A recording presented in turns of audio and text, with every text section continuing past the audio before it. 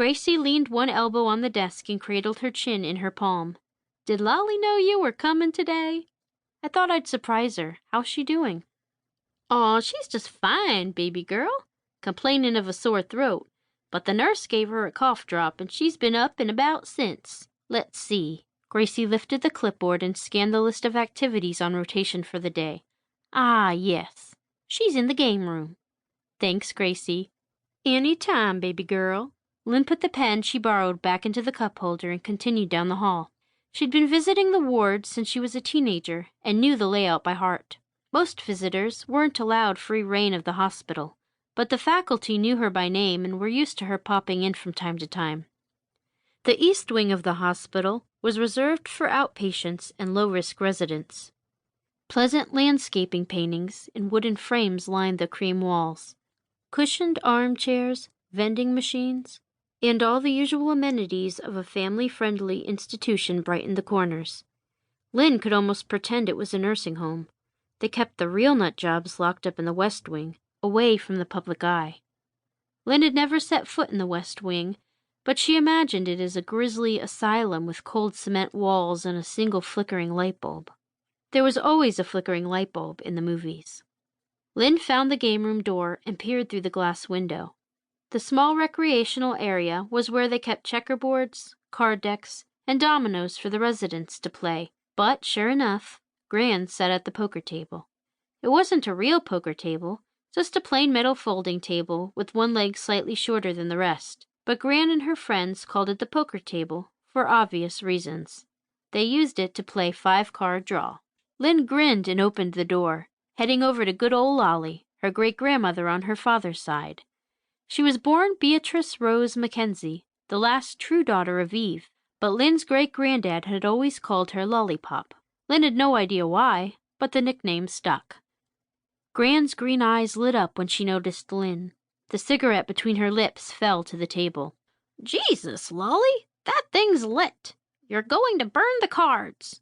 Cheryl Holliday, a frequent patient who always clung to Gran's side, was old enough to be Lynn's mother and just as blonde.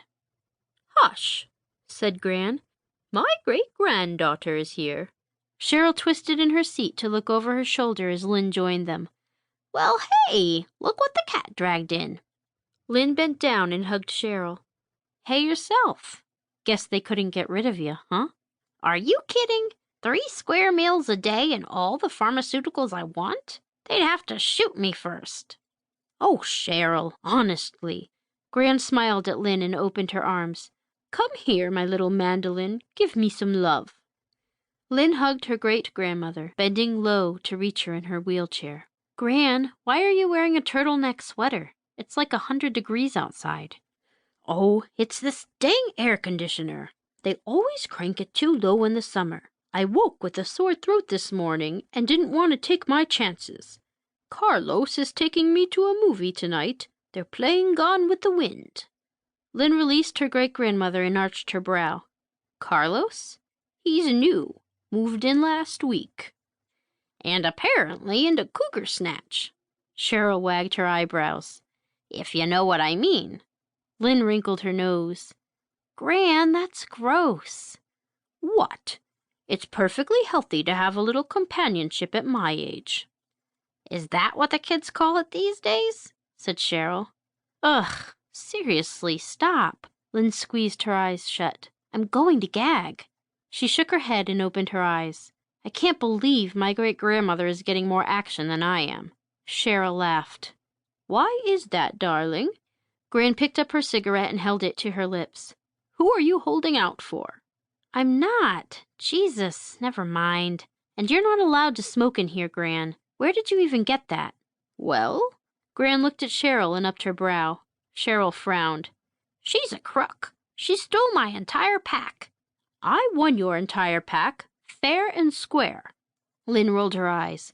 It was like looking into the future, her and Angie's future. Okay, Gran, I'm going to borrow you for a minute. I suggest you put out that smoke before someone sees you.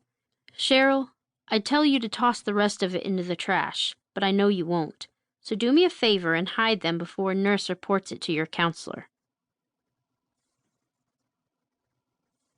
To keep listening to this audiobook, I've left you a link in the description so you can do it, at no cost thanks to Audible's 30-day free trial.